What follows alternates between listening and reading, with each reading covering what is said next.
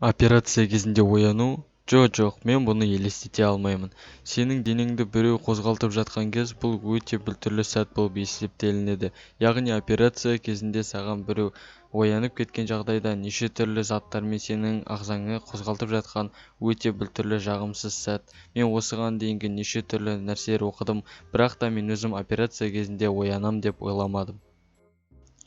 Мен өз денсаулығымды күтіп қараймын. Дұрыс тамақтану, көптеген жемістер, күнделікті жаттығулар және де мен өзіміздің мектептегі құрамада футбол ойнаймын. Яғни ойнаған едім.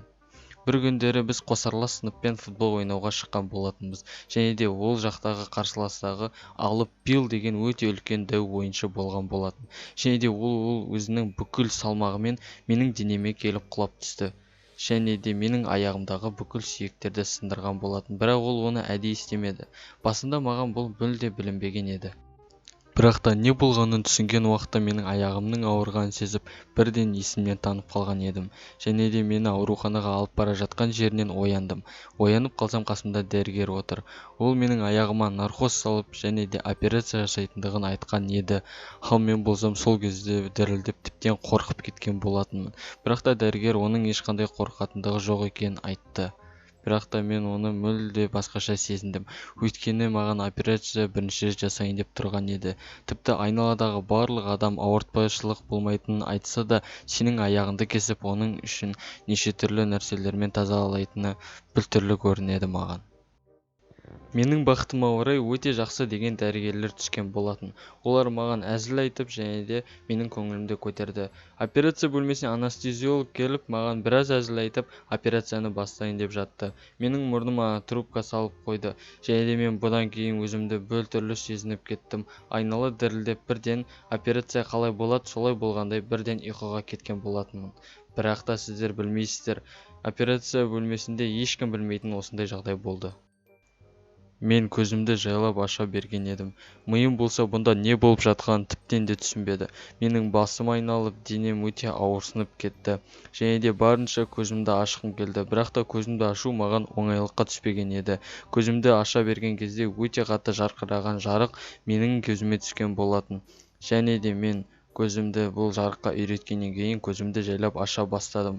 Көзімді ашқан бойда мұрныма трубка салып қойғанын және де осы арқылы ауа жіберіп отқанын байқаған едім. Мұнда не болып жатқанын бір минуттай түсінбей және де операцияда екенім есіме түсті. Және де менің соңғы есімде қалғаны наркоз тарағаннан кейінгі дәрігердің маған келіп ұйықтар алдындағы өзінің ертегісін айтып бергені. Мен операция жасайтын столда жаттым. Және де мен ояу кезімде операцияны жалғастыра берді. Ал мен болсам сүйектерімді менің дрель секілді медициналық аппаратпен тесіп жатқанын байқаған болатынмын. Бірақ та маған бұл ондай қатты сезілген жоқ.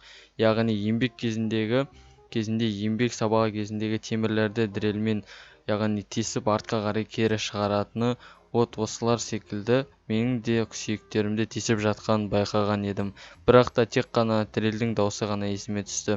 Бірақ та ол аспаптың қандай атта жасалғанын білмедім. Және де мен бір кезде өте қатты қорқа бастадым. Тіпті қолыммен де аузыммен де еш жермен де қозғай алмаған едім. Және де мен түсіндім, өйткені бұл ауыртпашылық кезеңді тезірек өтіп кетем деп ойлаған едім.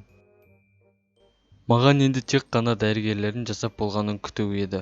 Барлығы ойдағыдай өтіп жатты. Дәрігерлер мені байқамай өздерінің жұмысын жасай берді. Және де дәрігерлер медициналық құралмен бір-біріне неше түрлі құралдарын ауыстырып жатқанын көрдім. Ал енді елестетіп көріңіздер, сіздер ояу кезде операция жасап жатса, бұл тіпті мүмкін емес жағдай еді. Мен тіпті қорқынышымды басып, бұл маған қызық секілді көрінді. Мен жайлап бұған да үйреніп келе жатқан едім. Енді тек күту ғана қалды. Бір кезде дәрігердің бірі маған тез ғана тіке қарағанын байқаған боларсыздар. Ол маған қарап бірден шошып кеткен еді.